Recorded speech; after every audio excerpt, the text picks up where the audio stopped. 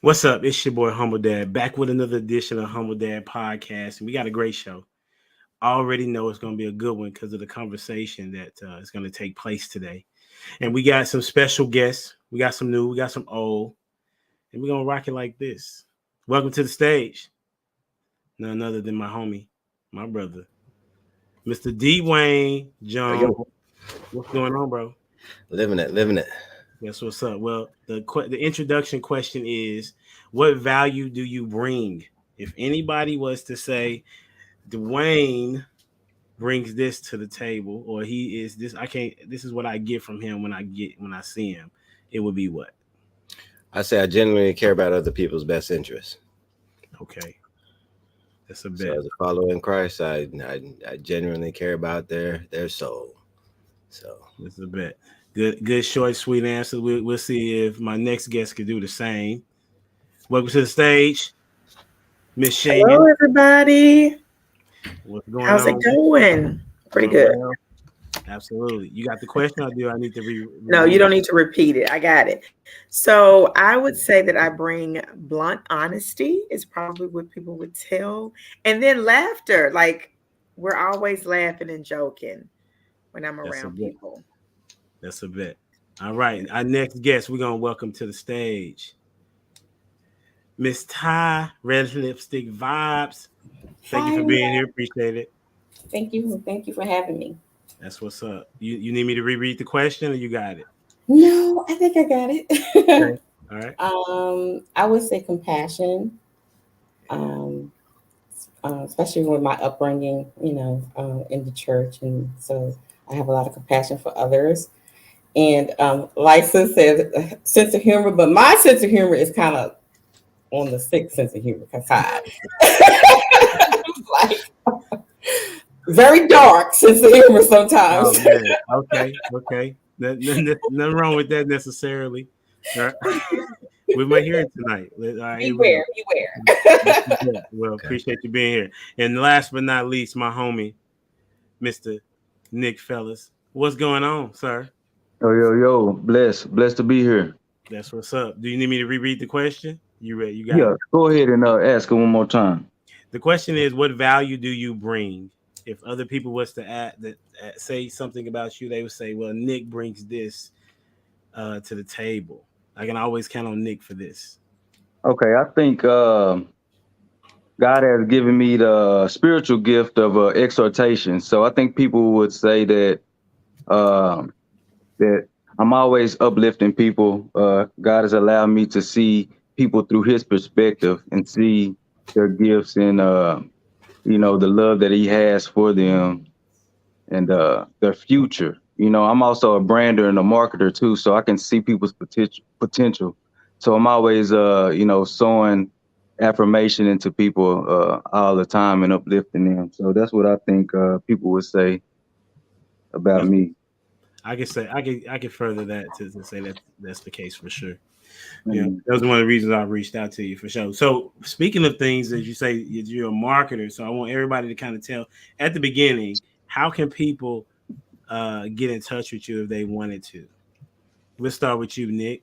What can people find you You at? you can find me on all the social media platforms. On Instagram at GGGINK. GGG Inc. Dallas. I'm also an artist as well. And or you can visit my website at www.gggink.com. That's a bet. And what about you, Mr. Red Lipstick Vibes? You can find me on all social media platforms under Red Lipstick Vibes. Um, my email is redlipstickvibes@gmail.com. And if you go to my YouTube page, I have all the other contact information there as well. That's a bet. What about you, Dwayne? Mr. Antisocial. You can find me on Humble Dad Podcast Monday nights when he goes live.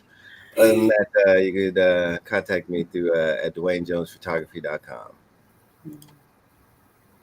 And Miss Shan. I am on Facebook and Instagram at Renewed Lens. That's what's up. We're gonna get into the topic. All right. I got you, Sir Hell. I'm gonna get you in a minute. Give me one moment. The topic in the conversation that we're gonna start off with is when in a relationship should a parent be introduced to boyfriend or girlfriend? When in a relationship, when should a parent be introduced to a boyfriend or girlfriend? And we're gonna start with whoever feels led. Is that what they say? Let the spirit Let the lead. Lord lead you. I'll jump right in. I don't think that you should be surprised by a relationship for your children. If you are involved in parenting, you would possibly know friends that they have already. You should have some conversations about who your child is engaging with and interacting with, whether that's with them personally. Everybody should be entering parent teacher conference time, so you can always talk to those teachers. If your kids are involved in sports and activities, dance, whatever. Also, showing up to performances, talking to coaches, mentors, those people should be able to kind of give you some insight as to who your children are around. If your children are not necessarily comfortable with sharing that with you, but hopefully they are. And then it wouldn't be a surprise once they say that they have a deeper interest in someone, um, so that you can kind of guide that. I don't think it needs to be a specific introduction. You should know all friends. Yeah, I agree. Oh, could I ask is there a different age range, or are we just talking in general? Of, You can put the preface on it however you want to. I agree with Sheen. Is that I say it right? I don't want Yeah. to. Okay. You should know your children's friends and who your children are around anyway. So that you, like she said, you won't get blindsided. As for an adult, okay, so in this climate that we living in now, I think it's very important for women, especially that are living alone or doing things by themselves, should always tell a parent or someone who they're dating. We have seen many times women come up missing, deleted, because no one knew who she was dating. So I think it's very, very important that you do introduce someone that you are dating to your parents or whomever is covering you, because we don't live in a time where we could just go out with someone, go out for coffee, and then you know you don't come back home. So I think you should always tell your parents of whom you're dealing with. Yeah, I think I agree with that as well. I would say the the the other person or the people that they're dating or plan on dating should be introduced immediately. My kids are still young, but I plan on being very involved in their lives. So immediately, I would like to know, who they're spending time with and talking to. So I plan on being in all in their business like that immediately. That's what's all in their business. Yeah. What you got, Dwayne? No, that's true. For me, it's like whenever friends are cool. So I mean, like as for relationship, it's whenever you have a group of friends. Like as for my oldest daughter, she's going to be 17 in December. So for her friends, um, I'll say it's predominantly females, and I do believe it's important to know the females in their lives, because then the supporting cast that surrounds that. So for me, as for entering into a relationship, is whenever you're seeing a group of friends in which they're involved in. So if I show up on the scene, I hey, who's that? Who's that? Who's that? And she necessarily shouldn't even have to get to that point. But then if she does have to or decide to show more interest or shift gears, then hey, I got to know them. And it's hey, I gotta know them, like who they are. Like it's not just that surface level. Know them. Oh yeah, that's just Nook from down the street. No, no, no, no, no. No, I borderline need to know his social security, blood type, Mhm. what his grandmama name is. Right on. Yep. I think Yes, you brought up sir. a good point, Dwayne, with like even with the females in your, let's say, a daughter's friend group, understanding who they are, because a lot of other females prey on females. I'm just gonna bring that up. I know Ty with Red Lipstick Vibe talked about going out, and maybe most people thought it was men and women, it was heterosexual, but there are a lot of same sex people, children, adults who prey on the same sex individuals. So knowing all your children's friends, speaking to their parents is important. I am the mom who constantly takes my kids out to places and then they bring friends with them. So you want to go Six Flags? Group of 20, let's go. I am the field trip mom. Like, let's make it happen. And so sometimes parents are in disbelief that I'm going to take all these kids by myself and I'll have some tag along, which is great for me because it not only gets me to find out who their children are, but also who their parents are. And there are some parents who I can tell right off bat, all right, we're gonna finish today out. And then there are other there are other parents where I'm like, you know what? We have a lot of similarities. We have a lot of Mm. similarities in our parenting styles. And then there are some where I'm like, Mama, can I go over there? You can't. But that little Right. baby can come right on over here, so I can keep Right. all my eyes on you, all of them. Yep. So, and I think that's highly important because children learn these things from somewhere and it is Hmm. based on their surroundings. So not only getting to know the boyfriend, girlfriend, friend groups, but also the parent groups as well. Good answer.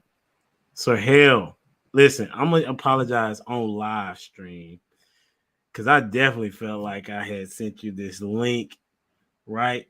And I was inconsistent. Like I typically send it to the same place, but I sent you the YouTube link instead of sending you the StreamYard link. So I apologize. The reason why Sir Hell is late is because of me.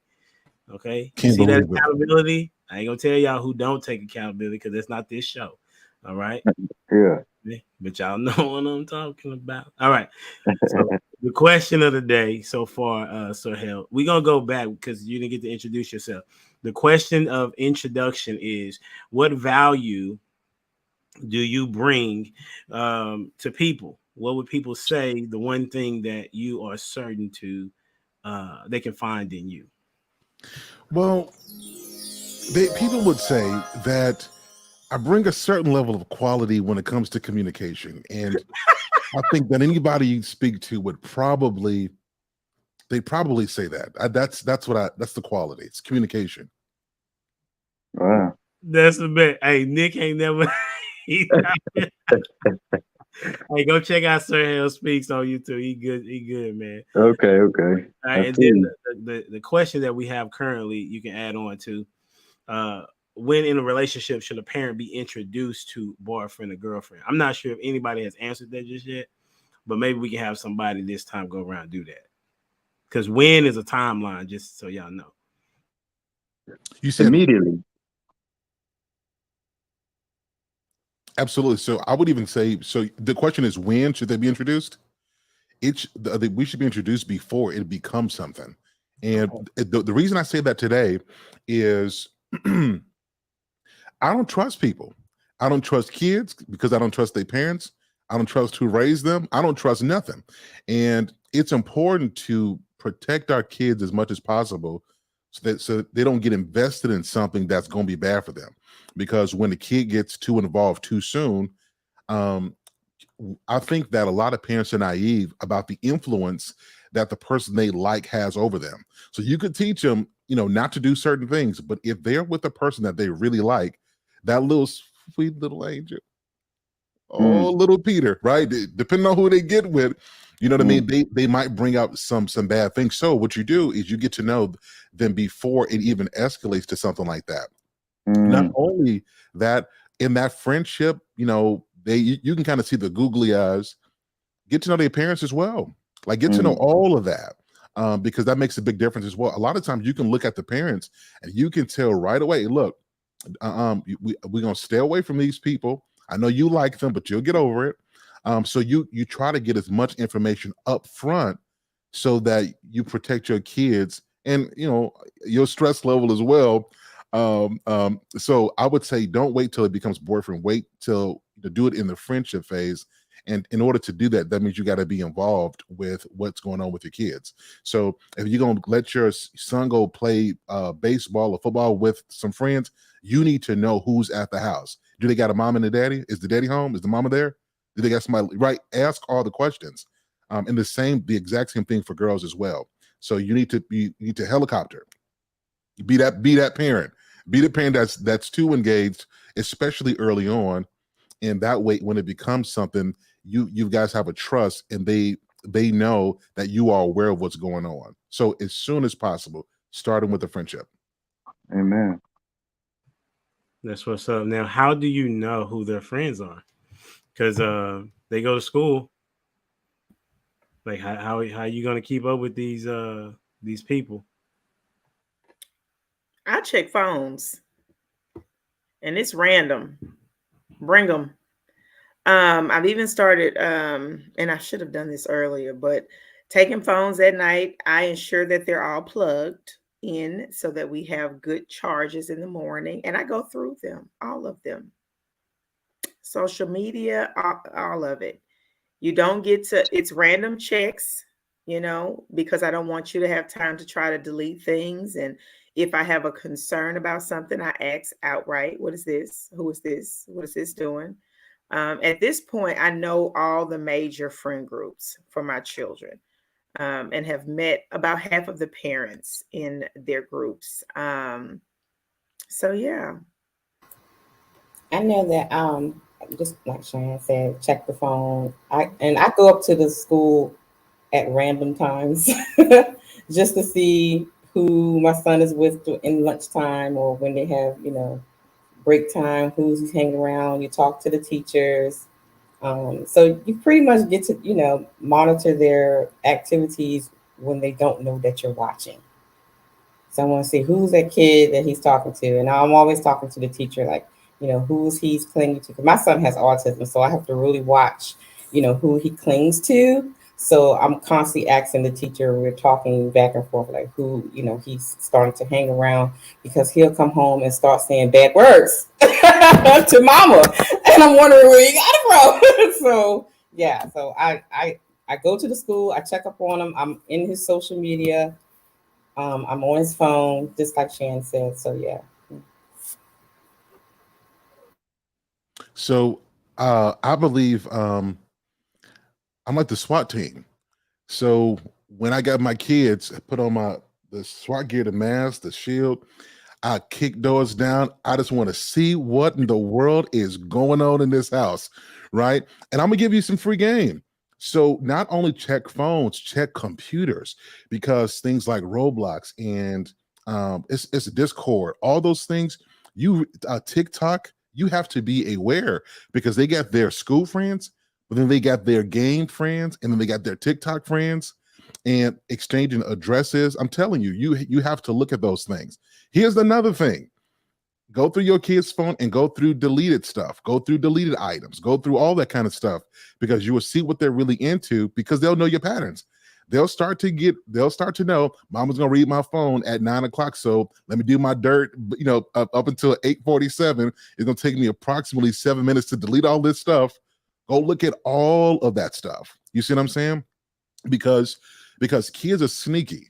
They're trying to find their own independence, and they get to know you, and you think you know, and they you think you know, and then they go re-download that stuff in the morning time.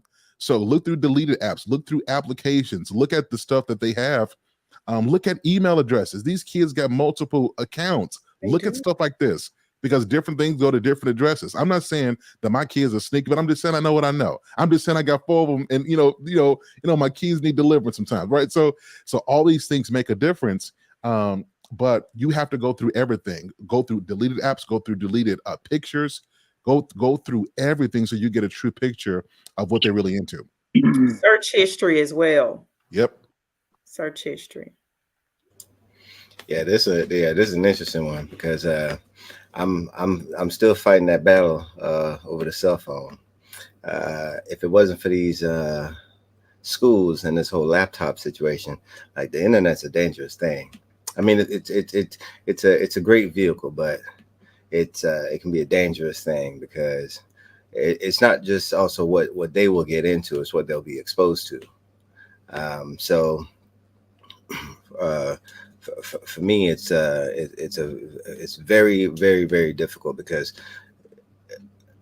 and especially I'll say for my daughter, like we're having a conversation now, and about her getting a cell phone. And yeah, she's in high school, she's a junior, and it's now like the it thing. Like if you don't have a cell phone, it's like you're wearing Payless shoes. Okay, like you are out. You're in the out crowd. So I know that's difficult, but I also then know the dangers and the harm that can come from it. And as for these kids, they're a little advanced with these technology, and I love technology from a young age. I loved it, but I know how much harm it did for me, and also a lot of people don't think about the psychological aspect of social media and these different platforms for their children. So there are predators out there. I mean, literal predators out there trying to get a hold of your kids. And I also then see how, because of these social aspects, they're literally cutting parents out the picture so that they can have better access or easier access to kids.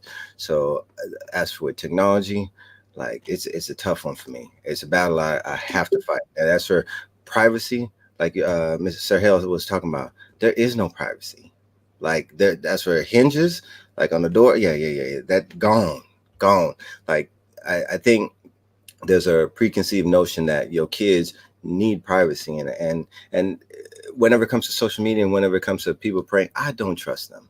I don't trust them. I don't trust them as well. So do I trust my kids? To a certain extent. To a certain extent. But then also that's something that has began. So even in the conversation I'm having now, right now with my daughter, it's like, hey, like yeah, she wrote me a nice little list of, hey, these are the reasons, and I'm like, hey, these are all positives. Where are the negatives? And I want us to be able to then be able to compare and contrast. Yeah, there's all these positives that you can identify. What about these negatives that you may not? Have you thought about these? And until we get to that next point, you have to consider this, and we have to go through so that we know that these things. So yeah, Yeah, so, I'm so gonna say something, and I know it may not be popular come on opinion, with and it. I'm okay with that. I am going to advocate for the cell phone, and this is why. Without allowing her the opportunity to have one, you don't have a way of teaching her right from wrong. So right now, you're telling her verbally what not to do, but to give her that hands-on, like they have to have exposure. You can't tell your kid how to drive without ever putting them in a car. You cannot show a baby how to eat at a table without ever placing them there. So, in order for how we all learn is through exposure, right? I can read about it, I can watch it, but unless I'm there making the conscious choices about it every day, then I won't necessarily get those lessons. So, being able to do it while she is at home, while she has you to protect her, to watch over her, to guide her, will be better than her leaving and getting it on her own and then having to figure it out the hard way. So it's better to do it in home so that you can monitor and you can guide. That way they have some tools in their toolkit when they actually have to go out in the real world.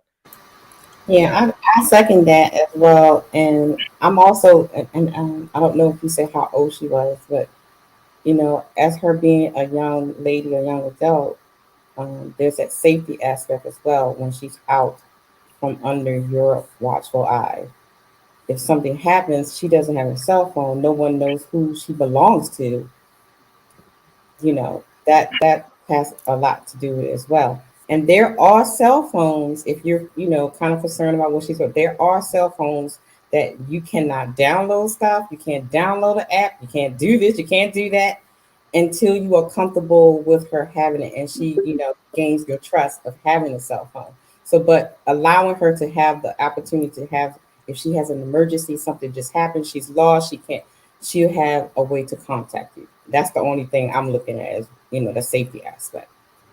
Can I give a different side of this? Absolutely. So I agree. I advocate for phones, but there's got to be a certain age. And the reason why there has to be a certain age is if you give it to them too soon, it's almost like exposing your kids to the world before they have the maturity to understand what it is. And so in my own home, my goal was to wait till they were 12. And I noticed there was some definite behavioral changes once they had got technology too early. I'm talking about temperaments changed. You're talking about taking that stuff away. Your kids will, throw tantrums and fits, and they almost like these little monsters when you take technology from them. And that's the impact that it has on them. So I think there's got to be a certain age. And of course, it's different depending on where you live and your circumstances. But I think that we have to mature our kids, because like the difference between that and driving a car is with a car, there's a couple of different gears. You got a radio. With the internet, you access to everything, right? And because our kids are impressionable, whatever they see, they can get addicted to certain things from what they see online. You know what I mean? Not only that, but what they see has the ability to mess up their mood and their temperament. I think there's a link that says looking at too much social media affects how you see yourself because you're comparing yourself. And this could spur teenage depression, so on and so forth. So there's a lot of different reasons. But I think we have to get our kids to a certain age and be realistic.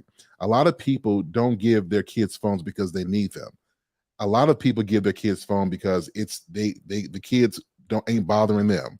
You know what I mean? They give the kids the phone and they ain't got to be bothered. So I think we have to have some responsibility when it comes to that. Yeah, see, I appreciate all those different perspectives. I really do. And these are things I definitely have to keep into consideration. Now, as for she's going to be 17 in December, so and she's a junior high school, so and she has three younger siblings, which are 6, 4, and 2. So there is an age gap there. But where there's a will, there's a way. So these things that we don't desire our kids to be exposed to, they'll if they want to find it, they'll find a way. So there was an instance, which has also impacted my decision, that she ended up stumbling across a cell phone from my niece, uh, and my wife stumbled across it. And just like what y'all said, we go through the history, we go through these things, and we notice that everything that we told her not to do, or the advice, like as for social media, signed up for everything, right? So it's like, oh, okay. So you're gonna do what you desire to do. So that pushed it back a little bit. So she set it back a little bit for herself. So now at this point, it's re-engaging with that trust aspect, where it's like, hey, we understand that you desire this, but we have to reconcile how things went with your decision making then, whenever we didn't sanction it, whenever we didn't allow it. So once we do, how are you going to govern? So this was an interesting standpoint where she said, well, there's apps and stuff that you can add on the phone to prevent. And yeah, I agree. But my question is your heart. What governor are you putting on your own heart? What governor are you putting on your own mind? So these are the things that I'm also then considering as well. It's like, yes, there's things that we could put in place, and we could put in place all day. Just like y'all mentioned earlier, when she leaves, she's out. So it's like, yeah, we could put these rules and parameters together, but how are you handling them now? How are you putting rules and parameters for yourself besides the ones that we're putting for you as well? So those are the things that I'm having to consider, all these different aspects, but I want to make sure that your heart and your mind is in the right and appropriate place, because whenever temptation does come, how will you then address it? That's what's up. Nick, you wanted to add anything to this subject before we move on? Yeah, I can piggyback on that, man. Like I told y'all earlier, my kids are still young, Yes. so I'm learning a lot of information from y'all's experiences, which I've been saying.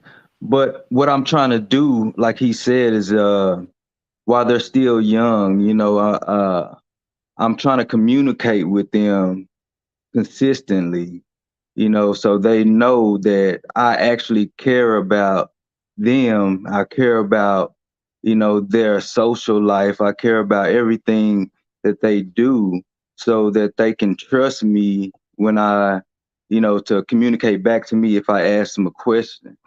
And I'm trying to teach them the morals of, honesty and how to, live righteous and how to, have integrity and not lie and different things. So that's my strategy right now. And hopefully by the time they get of age, I can trust them with the phone, because I know that I instilled in them, right from wrong, and also, what comes along with the consequence, what consequences come with, making bad decisions. So, yeah, that's my input. That's what's up. Appreciate you for sharing. Then now we're gonna go to the next topic, and we're gonna kind of directly go into the main topic. And I want you all to give me your perspective or your definition of what you think vetting is. What is vetting?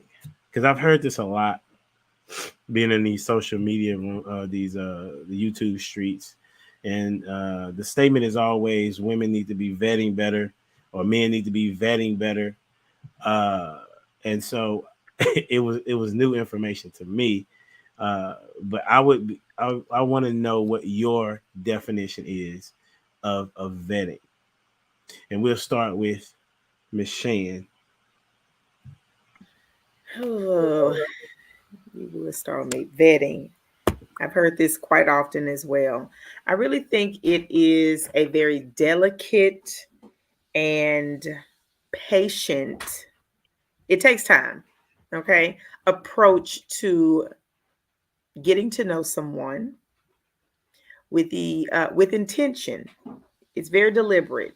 So, for most people, when they talk about vetting, it is in regards to marriage and a long-term relationship. So whether that you're looking at that person's beliefs, morals, do they align with yours? That could be political. Does it align with your political values? Does it align with the plan that you have for your life? Some of us create 5-year, 10-year, 20-year plans. Does that person align with that? Does their family align with that? Or do you see yourself being with someone outside of them? Can you get along with their family members, brothers, mothers, fathers? Do they have a father? Do they have diseases? I mean, it's a number of things. What is their credit report? Yes, diseases is on there, because if we have family history of heart disease, that's an issue. Mental illness is a thing, seriously. So it's a very intricate and detailed look into someone to see if that person could be a potential mate, long term, would be my definition. Well, thank you for the short Baptist answer. I really appreciate that. You're Uh, welcome. Anytime. I'm here for it. then we gonna go Sir Hale, Nick, and then Miss Todd, and then Dwayne. Now, so I have an apostolic answer, so mine's not necessarily Baptist, so it might be a little bit longer. So, so, so, so there's a couple of things when I think about vetting, I think about I want to get to know the real you, like not the you've kind of you put on to because you're trying to see what wins me or what I'm interested in. Like, who are you for real? And there's a couple of different things. So I won't get into outward stuff. I'll do internal stuff. So the first one is what's somebody's temperament like? Like I that's one thing that I really look at people. Are they always happy? Are they always smiley? Are they always pouring on compliments? Are they always trying to win something? I don't trust if you do that, because typically when people are pouring in praise and trying to get at you, they're not showing you who they really are. They're trying to win something. So I look at their temperament. How do they handle stress or difficulty or adversity? The other part is their work ethic. Now, if they're a student, are how are they about their grades, about their studies, about their education? How do they work? What's their work ethic like? What's their commitment level like? Their character. This is how they treat people, whether they know them or they don't know them. Like, how do you really treat people? How do you treat people when you're frustrated? Like when they get your order wrong, or when there's a misunderstanding. Like, how do you treat them? How do you treat yourself? Like when you make a mistake or you get it wrong, are you hard on yourself to the place where you are unrelenting, you're unforgiving, you don't know how to let things go and learn from it? Typically, if you're that critical about yourself, you're going to be very hard to be with, because you can't give people something that you don't have. However you treat you, you're going to treat them. Um, so look at that. Also look at people's. Now, people always say communication is the key. It is not. Comprehension is. So when we're talking, and we have a conversation about something, what's your comprehension level like? Are you able to hear what I'm saying and filter it through our conversation, or are you bringing your filters from your own life experience, your own issues, and you're filtering what I'm saying through that lens? Can you comprehend? And I don't mean to comprehend. Well, I ain't stupid. I ain't crazy. Don't treat me like this. No, really.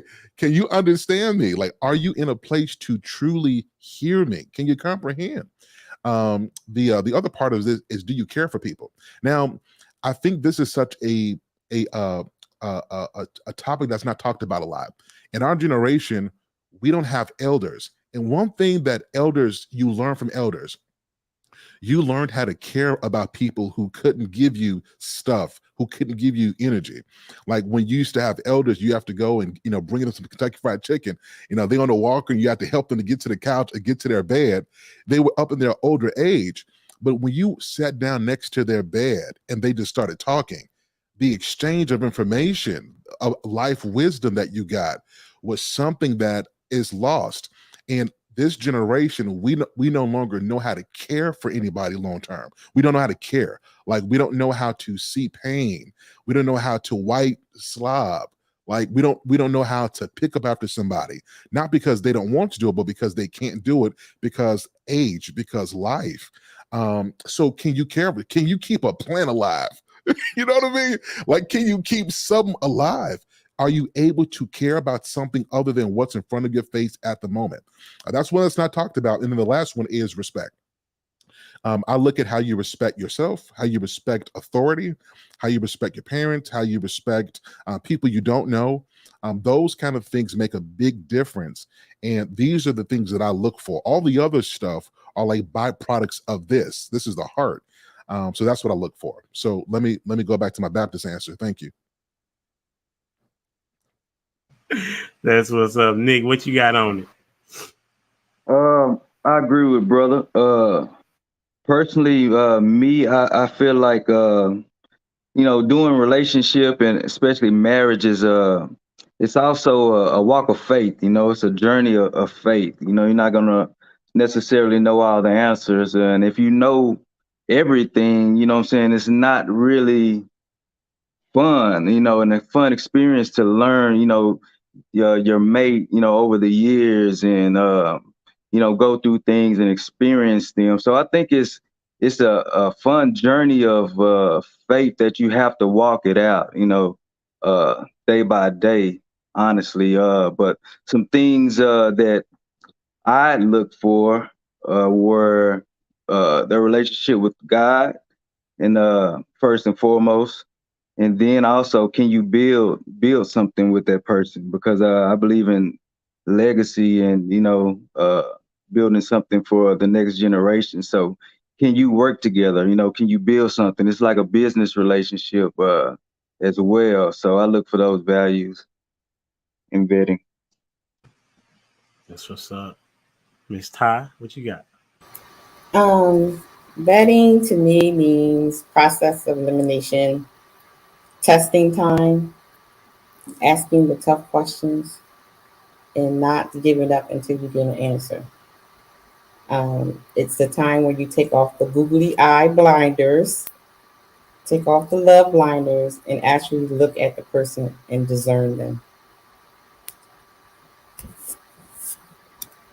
Oh, that's short, man. Okay, short and sweet. That's the Pentecostal slash Catholic church.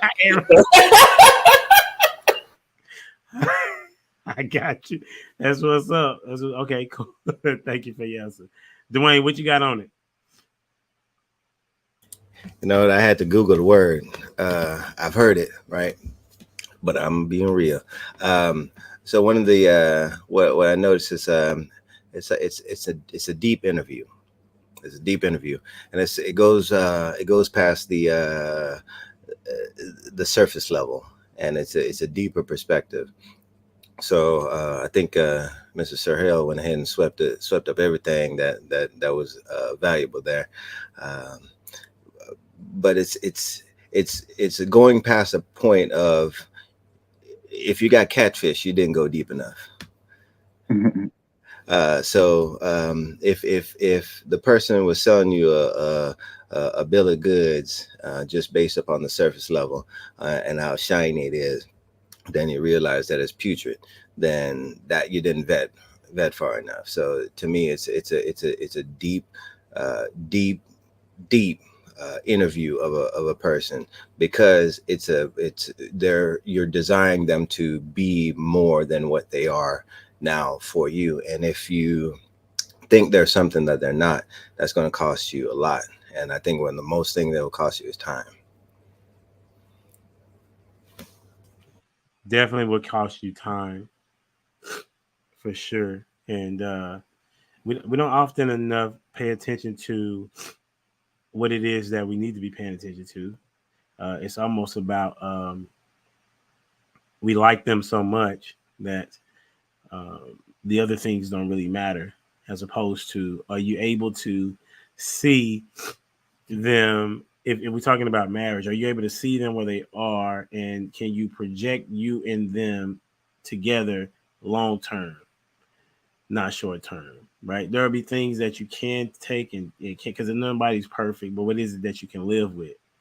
Right? What you gotta what are the they say red flags, yes, but is every red flag the thing that is a legitimate red flag? Because everybody has different ones, right? So with that being said, and we talk about fathers a lot. I'm curious to know, well, last week we talked about that fathers should be in the process of, in some way form, of vetting the potential mate.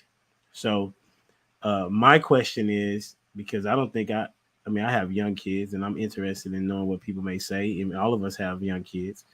As it relates to, what would that look like from a father's perspective of vetting uh, their children's potential mate? What would that look like? Or have you even have? Let me get ask this question first before we get to that. Have you ever been vetted by somebody's parents? That's a yes, thumbs up, thumbs down. Have you? Thumbs down, thumbs up. Okay. All right, cool. All right, bet. So the people that have, what was that like? We'll go with that. And then we'll come back to the question of, what do you think that would look like if you're in that situation? So we'll go with Dwayne, then Ty, then Nick. Hmm. I'd say the person that vetted me was my father-in-law. Uh, but I didn't know it was a vetting thing, because it was one of those things. I approach it like, I don't have to put on a facade. I don't have to sprinkle no glitter on it. I don't have to put nothing extra. It's just being yourself. And I think people can see through it if you're not being genuine, if you're not being real. So it's one of those instances where I'm blessed, I'll say, to have a really good relationship with my father-in-law. And man, I'll even say it now, he will let me have it. Okay, he will let me have it. And I think that's one of those appreciative things as well, because it's like, hey, you're falling short here. Hey, you have room for improvement here, and I appreciate that. But again, like Nick was saying earlier, it's a faith thing as well. So he had enough faith in what he saw that I was um, good enough, or I would make an acceptable mate for his daughter. So in that process, he put his faith in me, in so much that he was like, hey, y'all got to make it happen, because I mean, we were doing it wrong. We were living together before we were married. He was like, hey, y'all gotta straighten that up. So that was also another part of the vetting process. That's where, hey, y'all gotta do it right. So I appreciate that, and I love him even more for that, because, man. That's what's up, man. Thank you for being transparent. That's dope. Miss Ty, what you got? Um, Mine was a little bit more comical. um, Well, we've been waiting for it. You know what I'm saying? well, it was, more or less, girl, can you cook? And all the things like a mom would ask, a future daughter-in-law, can you cook? And trying to ask you all the questions about motherhood and being a wife and those types of things. It was nothing really, heavy or anything like that. And she wanted to pray with me, she wanted to fill my spirit out. So Wow. it was interesting. But yeah, and I watched my mom do the same thing to my brother's wives. She had a list of questions she wanted to know, because her Yeah. thing was, I want to know if you are going to take care of my son the way I took care of him. So Mm. I That's got interesting. That's questions. interesting. He wants to know if you're going to be a mother to his to her No, son. no, no. As far as like, being able to cook, make sure you're keeping a clean house, that type of thing. So not being a mother, no, but being able to, cook and clean, and making sure you have, make sure you have clean underwear, that kind of thing. So yeah. Okay. Okay, you got to make sure he got clean underwear. That's what Yeah. I totally understand. Nick, what you said you got vetted? Yeah, Okay, yeah, I how did was get that? vetted, man, but by her mom, her father wasn't in a relation in her life, so I got to get vetted by her mom, and I can appreciate it now. One of the main things that stood out to me was she wanted to know, like I said earlier, my relationship with God, and she said if because of my relationship with God, that she was she felt okay that we would be able to make it through anything, and so far so good. And also, what I appreciated about her vetting was she told me a lot about her daughter. It wasn't just asking me questions. She asked the questions, but she also informed me what I was getting into. So I think that's Wow. very important, because she knows her daughter the best. And man, I appreciated that, because she gave me the heads up on her daughter. So yeah, that's what I think, that's important too. I've And it never really, heard that before. That I yeah, think that's dope. You know what I'm saying? I don't know if she was trying to scare you away or just prepare you. yeah, she But she almost scared me away, man. She almost got me. that's what's up. Okay. So then that leads us into like for the dads. Like what would it look like for you to vet your children's future potential spouse? And then for the ladies, what would you want a father to look for when vetting a potential mate? We'll start with you, Sir Hale, and then anybody else after that can go on. So let me start with the what I would look for daughters for my sons. Um, the woman has to love him.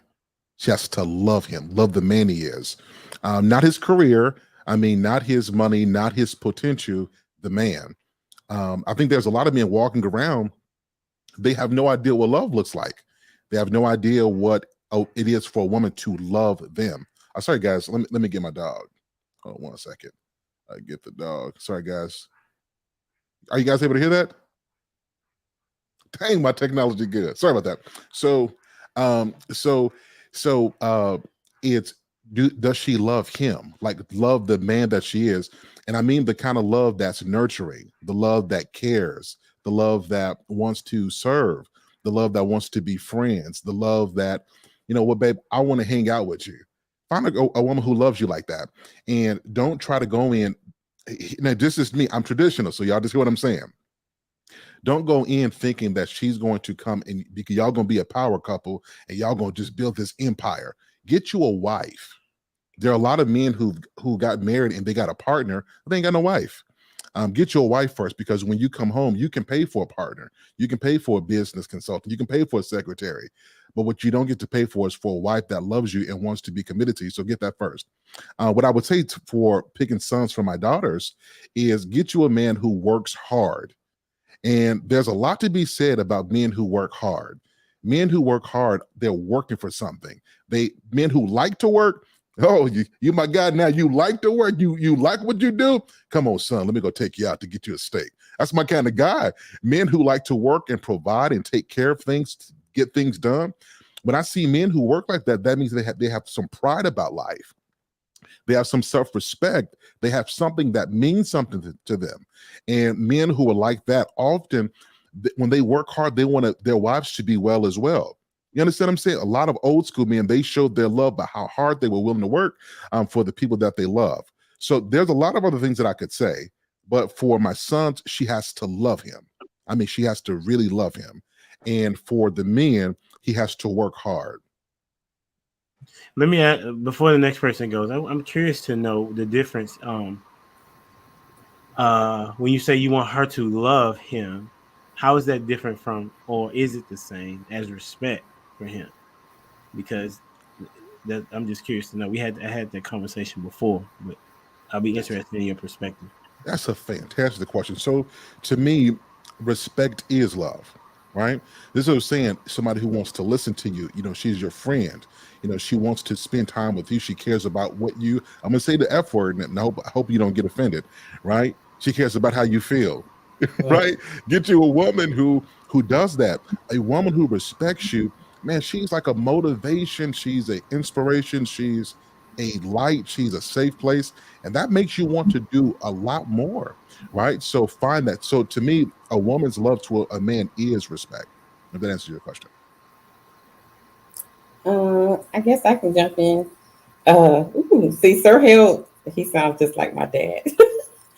I really can't. I can't tell you exactly what he says or does because you're asked to leave or they take him off somewhere. So whatever questions or whatever they do, I have no idea. But what would you want to be asked? Uh, What would you but want to be asked of? I do know that I want to know. Of course, a hard worker.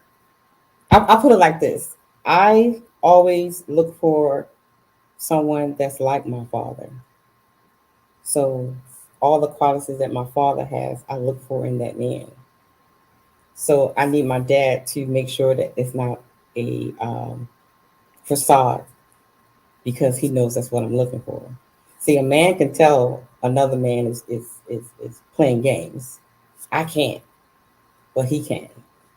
So that part I would want my father to make sure that I'm not making a big mistake with someone just playing with me, only saying or doing things just to appease me because he wants me.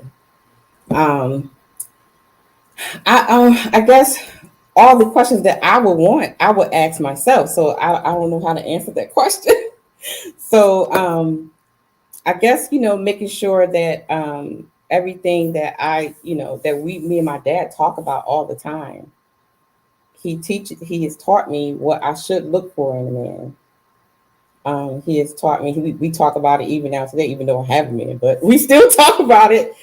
Talk about things, and so I just make sure that I comprehend everything that he said, and making sure that's being displayed on whom I chose. So that's the only way I can answer that because I have no clue what they talk about. We asked to go, leave, bye. So I don't know. Anyone?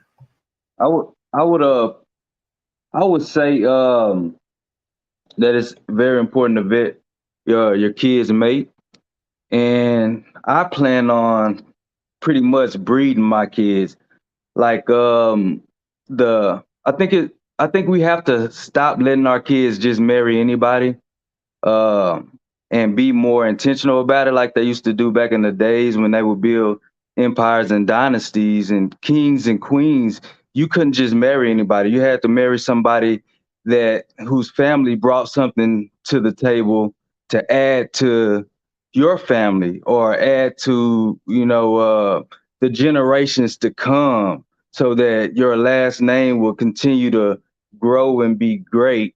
So I want to personally do. I think we should get back to stuff like that when it comes to marriage and our kids.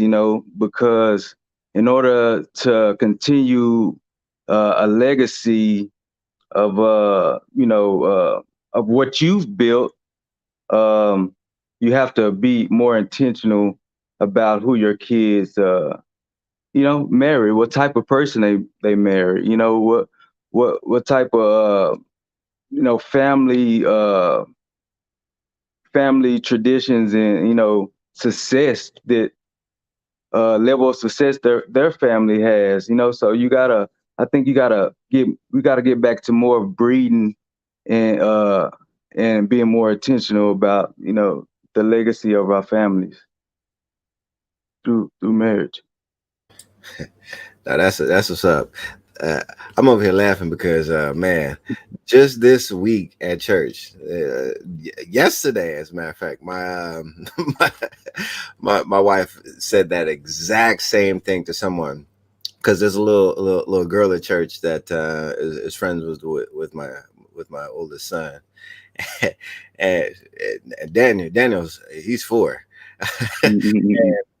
This little girl already said that she's gonna marry Daniel.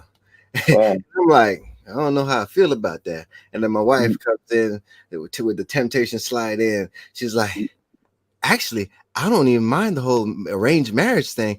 And I look at her Yeah. like, it's a little different if it was my daughter, but even with my son, I felt a certain way about that. But it is a very interesting way that you put it, Nick, because that is true. Because once you know the family, like there's certain values that once you know a family that they can bring, and it whenever we talk about generational curses and certain things, some people bring in those things. And I think I believe it was Quest from a few weeks ago. He was talking about one of the things that he vetted with his wife was, did she come from a broken home, Hmm. or did she have both her mom and her dad in her life? And I think that's a very, very important thing to look for. And sometimes, hey, I came from a broken home and I'm busted. Okay, so from that standpoint, I know my deficiencies from that. But I think the value psychologically that a two-parent household, the way that God designed it, that's done for a reason. So with that, once you have those foundations laid, it makes things, I won't say it's a cakewalk, but it just makes it much more easier to do life together. Because Nick, you also made mention, as for the piece about faith, like you can get through things Yeah. whenever you guys have the same mindset and the same goal, and the same love for God. Like you can get through things differently than people who don't. And I'm that's how I look at it.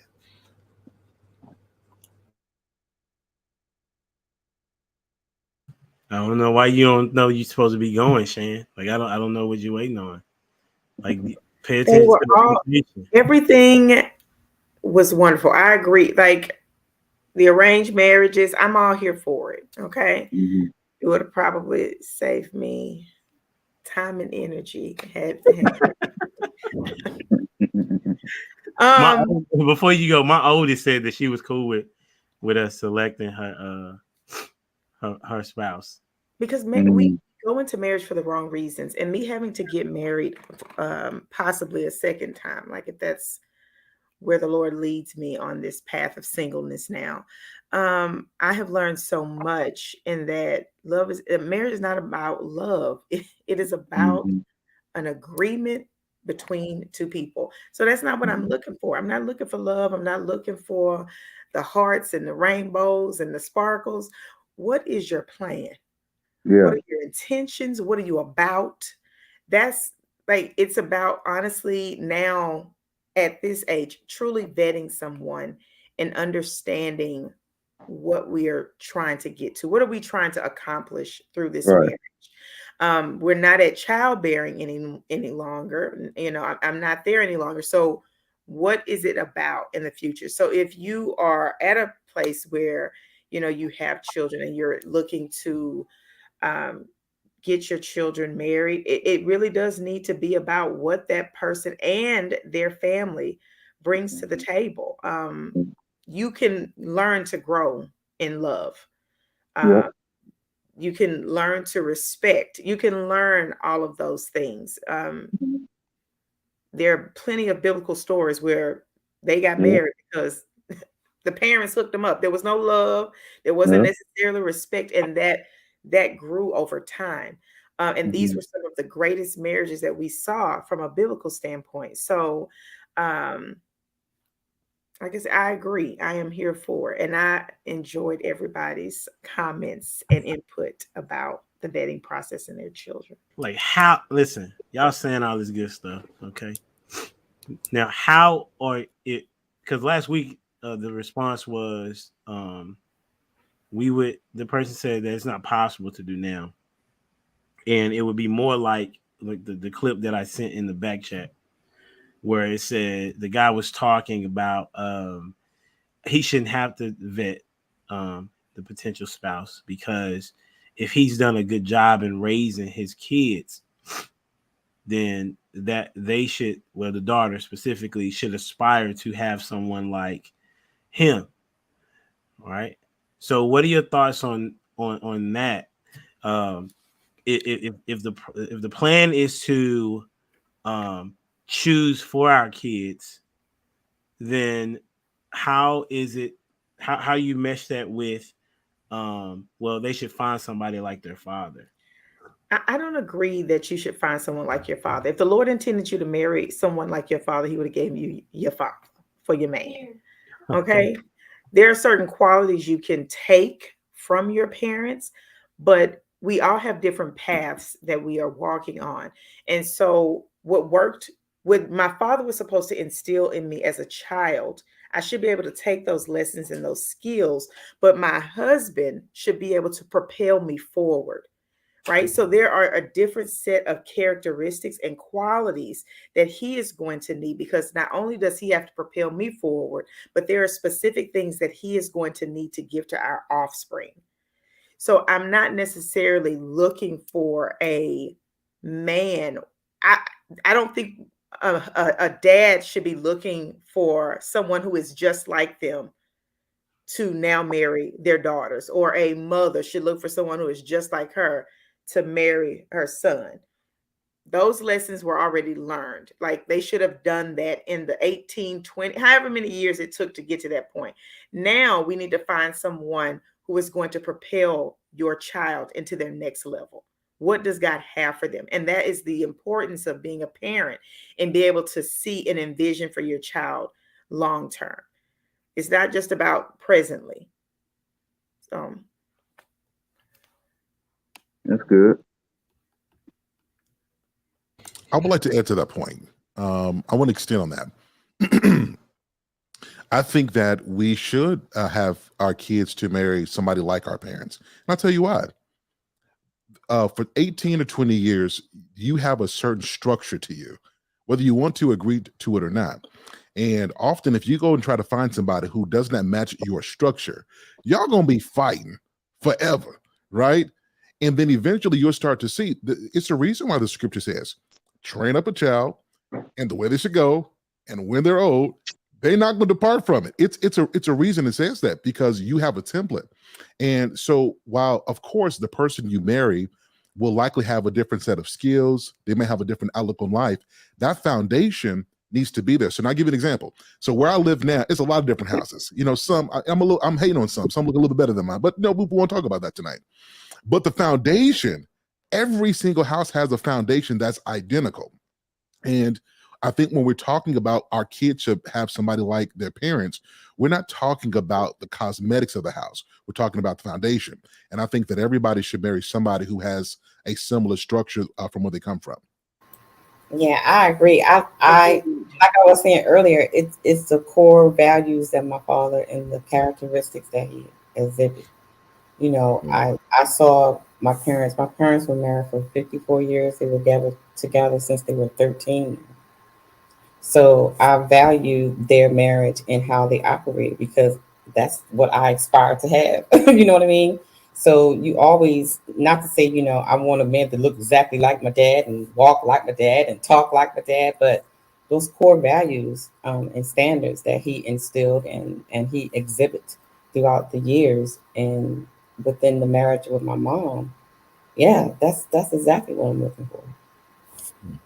Yeah, I could jive with that, and I do think that they have to have some resemblance. And I think naturally they'll gravitate to that. If you are good, if you are bad, then they're going to then do a drastic turn to find someone who was not like you. And the way I look at it, uh, my father-in-law has said, "Hey, if we thought differently, we would probably go to blows." And it's in a funny context, but then it's the same thing with a marriage, right? Like if we didn't have these same goals in mind, ooh, I'd be out. But I made a commitment to you, so because I made that commitment, I laid that foundation that I'm never going to quit and I'm not going to give up on you. I'm going to fight for you and I'm going to fight for this relationship. That's foundation is why I'm going to say. So even back to what Sir Hale said, as for looking for somebody who works hard and doesn't quit and doesn't give up, those are characteristics that your child see as they're walking behind you in your footsteps. So whenever you now take the background and they're the ones trailblazing for their family, they'll look back and they'll see whenever adversity came, whenever things became tough, whenever things was hard, dad never quit. Dad didn't give up. Whenever I saw their relationship, mom and dad's relationship, I think there's something about, a perfect marriage. Like there's no fighting. No, there's fighting. There's fighting. Fighting happens. But how do you fight?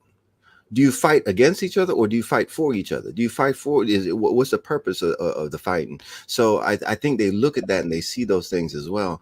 And that also then builds them up. So whenever they are scoping people, they're looking, hey, does he work hard? Does he have a good head on his shoulder? Does he care about people? Does he care about this? What are his interests? And they'll find things that are similar. So I'll even say my father-in-law and I, we are fairly similar in some scary aspects, but then it's like there's reasons for that. And I do see that there's definitely value in it. That's what's up. You had something, Nick? Hey man, man, I think this is some real good information, man. Somebody this needs to be taught and regurgitated, and shared in a book or something because it's very important, man. I think especially in our culture, we can go a lot further with in our family development if they took some of these values and put them into play.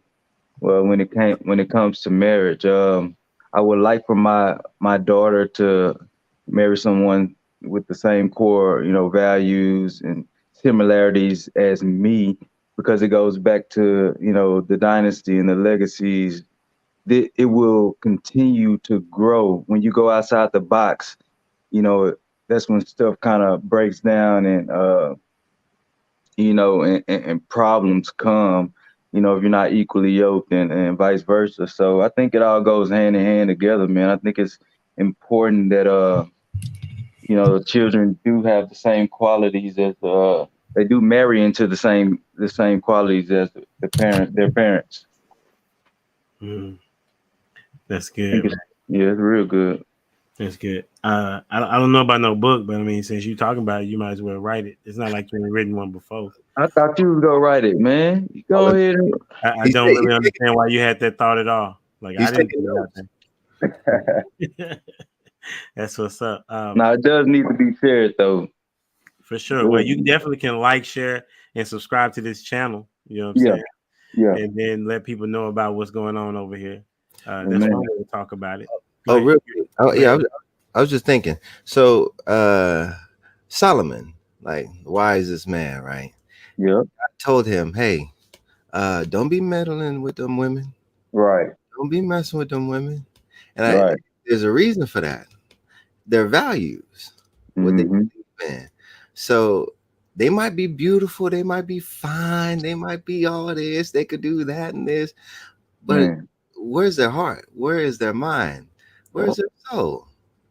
And I think there's reasons for that. So Yep. Yeah, I think that God was trying to say they for the streets, as they say. With the street. I mean that that's the current lingo, right? Absolutely, man. This has been wonderful. I really appreciate y'all time. And you know, I think it's important that we continue to have these conversations, not just online, but also in the confines of our houses, and then, of course, when we go to different places that if we're working and whatnot, because change doesn't happen with us being quiet, right? Change happens with us talking and giving our perspective to other people. And Yeah. I'll share it with you like this. One of my friends passed away on last Monday, and he was a part of my me and my late wife's life. Uh, from a spiritual standpoint, he was the reason why I even spoke or taught at the church that I go to now. And the one thing that I found out was that Humble Dad podcast does some good for some people. Mm.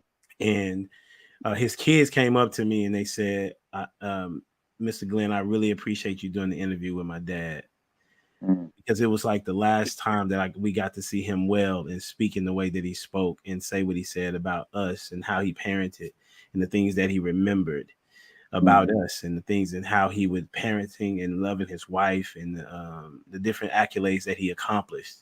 Mm. Um, and and I did not. I took it. I took this podcast a little lighter than I was supposed to. Dwayne been trying to tell me that I shouldn't, and so I really appreciate the people that come on. And one of the things that his oldest son said to me, he talked to me about 15 minutes at the end. I was one of the few people that was invited to the the family luncheon, right? And he's talking to me. His son's like 28, 29. I've known him for like 12 years, right? And I didn't know he paid any attention to me. Okay. And he told me that he appreciated me for helping his dad think critically. Mm. And his dad was the one that was teaching me how to study the Bible. Mm. And he said, you know, my dad would come home and he would tell me about the things that you would say, Mm. right? And he said, I really, really value you because that made a difference in his life. Wow. And I wanted to say thank you for that. Of Wow. course, I'm holding my tears now, but then I was like, man, that's insane that the value that you don't know that you have. If I would be silent, Yeah. then that would never happen. You know, if y'all be silent, then change can't happen. All right. Right. So I salute to you all. I'm gonna get y'all out of here. I told you no matter what time we start, we're gonna end. You know what I'm saying? So anybody have any last words? You know what I'm saying? Sir Hell, where can they find you, bro? Because I don't know if we got to talk about that. As just so you guys know, you can find me here on Humble Dad. If you guys are just tuning in, be sure to like this stream. Be sure to subscribe. You guys can find me here. But if you guys don't have anything else to do, come over to Sir Hill Speaks Network. A lot of great conversations. I would love to have you. But let's stay to the main thing. Humble Dad. Like, share, subscribe. You can find me here. Always appreciate the conversation. Wow. Absolutely. That's a bet, man. I appreciate y'all. And until next time, we out here. Peace. Deuces. Blessings.